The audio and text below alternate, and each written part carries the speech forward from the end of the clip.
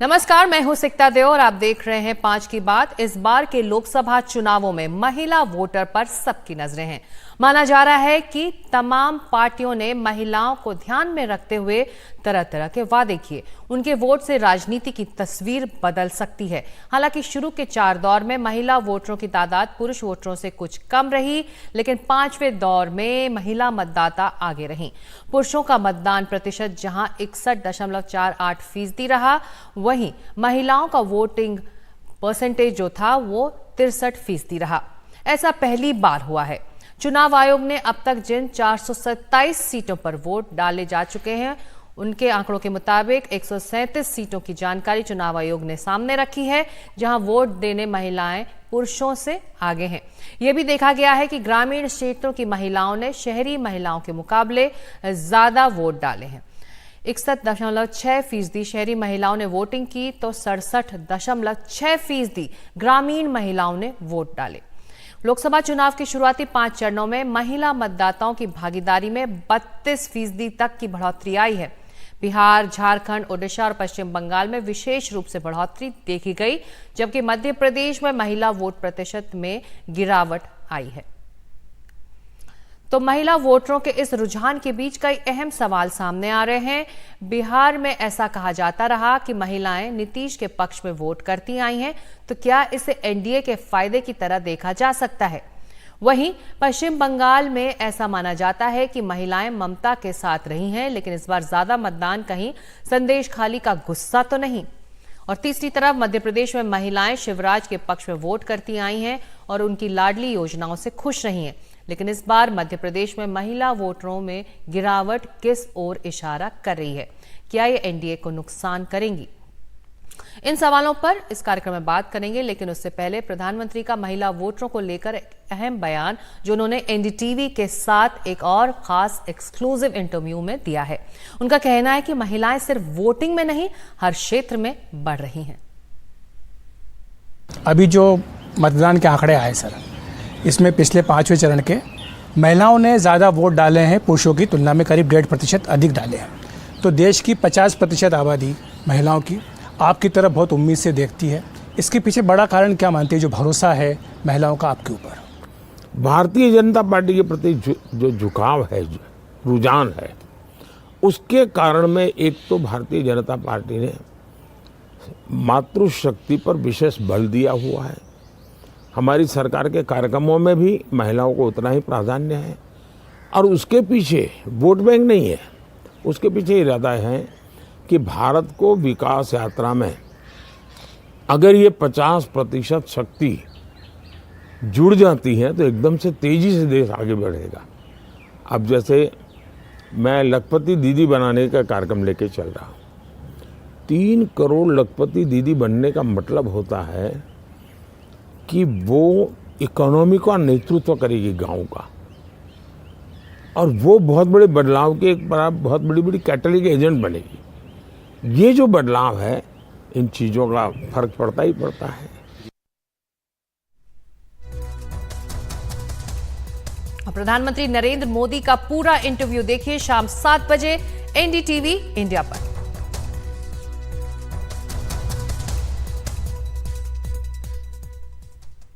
और महिलाओं की वोटिंग फीसदी में आई बढ़ोतरी को विस्तार से समझने के लिए हमारे साथ है मनीषा प्रियम, राजनीतिक विश्लेषक। मनीषा जी, ये जो आंकड़े इस वक्त सामने आ रहे हैं, इसका सीधा मतलब क्या है? महिलाएं बढ़ चढ़ कर इस बार वोट करने घरों से निकल रही हैं।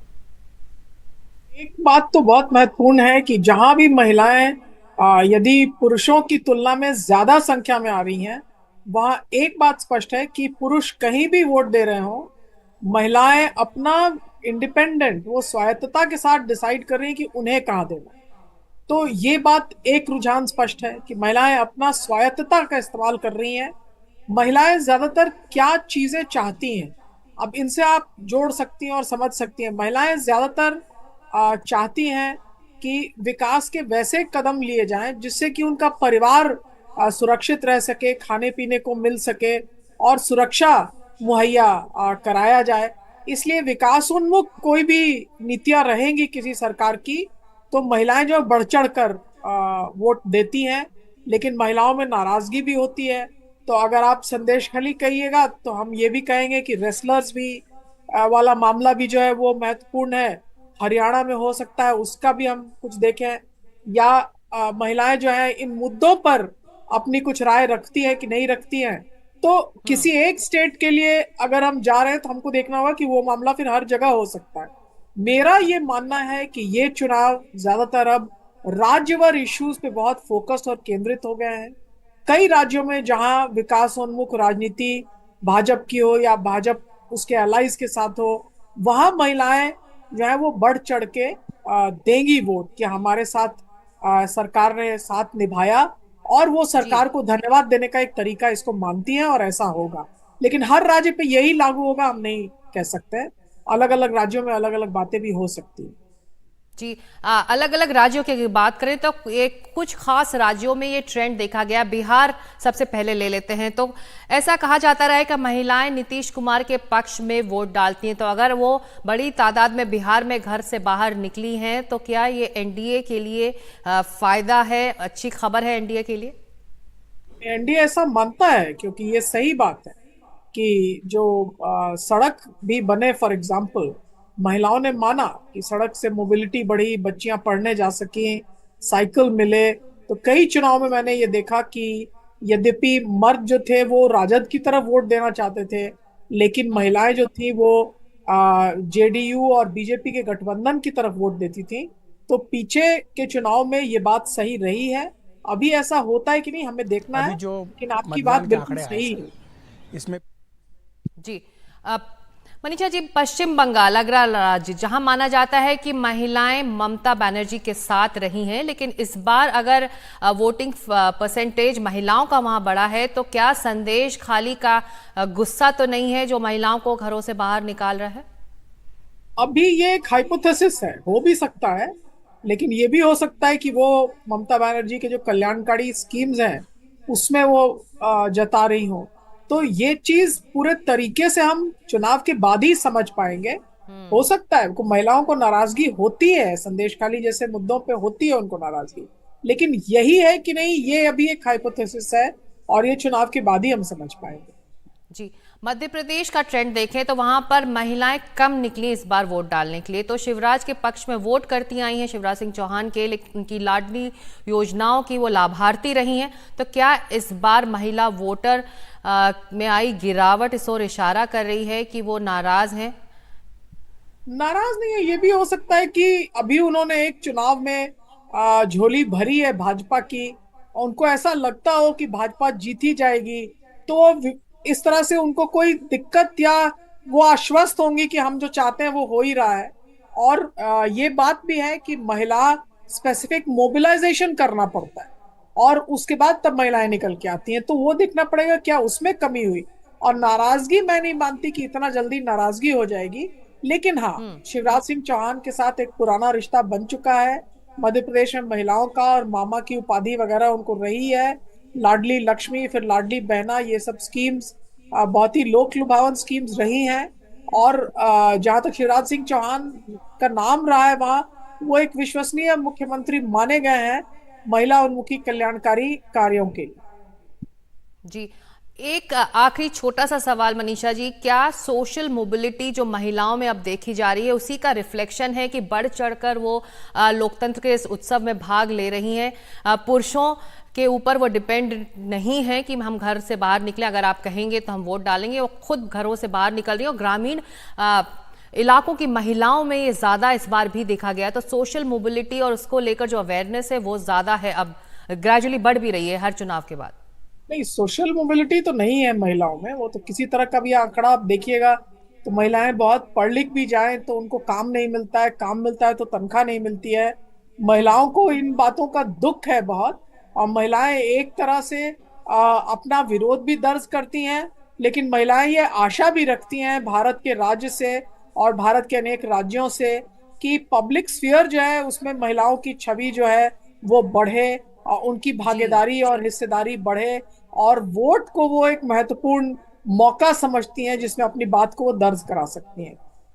जी जी, शुक्रिया इस चर्चा के लिए आपका। तो इन चुनावों में एक नया रिफ्लेक्शन सामने आया है कि महिलाएं पुरुषों के मुकाबले इस बार घर से ज़्यादा निकली हैं और उनकी जो वोटिंग परसेंटेज है वो पुरुषों के मुकाबले ज़्यादा रही है। तो एक तरह से इन चुनावों में महिला वोटर काफ़ी सक्रिय दिखाई दे रही है। हम लौट रहे हैं बाकी खबरों पर इस छोटे से ब्रेक के बाद।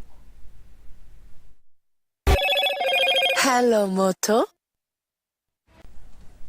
और अब खबर कोलकाता की, जहां पर बांग्लादेश के सांसद अनावरुल आजिम अनार के मर्डर में लगातार नए नए खुलासे हो रहे हैं। सूत्रों के मुताबिक जांच में पता लगा है कि बांग्लादेश के सांसद अनावरुल आजिम अनार की बेरहमी से हत्या कर दी गई। शव की पहचान ना हो इसलिए शव की चमड़ी उतार दी गई, फिर शव के टुकड़े किए गए और एक नहीं कई प्लास्टिक थैलों में भरकर शहर के अलग अलग इलाकों में फेंक दिए गए। बांग्लादेश के सांसद 14 मई को लापता हो गए थे। पश्चिम बंगाल सीआईडी ने इस मामले में जिहाद हवलदार नाम के शख्स को गिरफ्तार किया। सूत्रों के मुताबिक जिहाद ने हत्या और शव के टुकड़े करने का जुर्म कबूल कर लिया है। वह बांग्लादेश से अवैध तौर पर भारत आया और मुंबई में रह रहा था। सीआईडी सूत्रों के मुताबिक बांग्लादेश के सांसद की हत्या का मास्टरमाइंड अख्तरुज्जमा है, जो बांग्लादेशी मूल का अमरीकी नागरिक है। गिरफ्तार हुए आरोपी जिहाद हवलदार ने पूछताछ में बताया कि अख्तरुज्जमा के कहने पर ही उसने 4 बांग्लादेशी लोगों के साथ मिलकर न्यू टाउन के फ्लैट में सांसद की गला दबाकर हत्या कर दी। इस मर्डर में हनी ट्रैप एंगल भी सामने आया है। ढाका पुलिस ने शिलास्ती रहमान नाम की महिला को हिरासत में लेकर पूछताछ शुरू कर दी है। शिलास्ती रहमान सांसद की हत्या के वक्त कोलकाता में ही थी। 15 मई को वापस ढाका लौट गई थी। और सौरभ गुप्ता हमारे सहयोगी कोलकाता से इस वक्त हमारे साथ जुड़ रहे हैं। सौरभ, बड़ा ही सनसनीखेज ये इस मामला है और इससे जुड़े कई तथ्य अब सामने आ चुके हैं धीरे धीरे। देखिए, बहुत ही बेरहमी से मारने की जो ये साजिश है ये सामने आया है अब तक जो जांच हुआ है उसमें। और इस जांच में दो जगह पे जांच चल रही है। एक तो भारत में पश्चिम बंगाल के क्रिमिनल इन्वेस्टिगेशन डिपार्टमेंट यानी कि सीआईडी कर रहे हैं। अभी कुछ तस्वीर भी आए हैं कि जो मुख्य आरोपी जिनको गिरफ्तार किया है पश्चिम बंगाल के सीआईडी ने, उनके बताए हुए जगह पर अब सीआईडी ने जो राज्य की डाइवर्स है उनको पानी में उतारा है कि जहां पे जो ये बॉडी को फेंका गया था वो बॉडी के खोज में ये डाइवर्स को पानी में उतारा गया है। लेकिन जो तथ्य सामने आए हैं वो बिल्कुल चौंकाने वाले तथ्य है, क्योंकि उसमें जो आरोपी है जिनको गिरफ्तार किया गया है, जिनकी कस्टडी भी मिल गई है पुलिस को, उन्होंने कहा है कि बॉडी को ना सिर्फ उनको काट के फेंका है बल्कि उनको स्किन करके उनके बाद टुकड़ों में काटकर उसको पैकेट में रैप कर अलग अलग जगहों में फेंका गया है। सीसीटीवी के कैमरा के कैद हुए तस्वीर भी सामने आए हैं, जिससे पता चलता है कि कुछ लोग जो पैकेट लेके निकल रहे हैं फ्लैट से, सूटकेस लेके निकल रहे हैं फ्लैट से, और जिसकी अपनी जिक्र की बांग्लादेश में जो जांच चल रहे हैं इसमें शिलास्ती रहमान करके एक महिला की उल्लेख भी किया गया है। ये महिला ऐसे माना जा रहा है कि जो सौरभ इस सांसद है बांग्लादेश के बारे में कोई जानकारी जी सौरभ, इस मर्डर के मकसद के बारे में जानकारी इस वक्त इन्वेस्टिगेटिंग एजेंसीज के पास? देखिए, हमने जानकारी के बारे में जो पीपी थे उनको भी पूछा, लेकिन उसमें कोई अब तक क्लैरिटी नहीं मिल पाई है, क्योंकि जो मकसद है उसके पीछे जो जांच है, उसके लिए जो जांच है वो इस वक्त बांग्लादेश की पुलिस ज्यादातर उस पर भी फोकस कर रहा है। हालांकि यहाँ के पुलिस के फोकस है अभी जांच के इस आधार पर कि वो जो शव है उसको ढूंढ निकाले, क्योंकि कोई भी जांच को आगे बढ़ाने के लिए शव मिलना बहुत ही जरूरी है।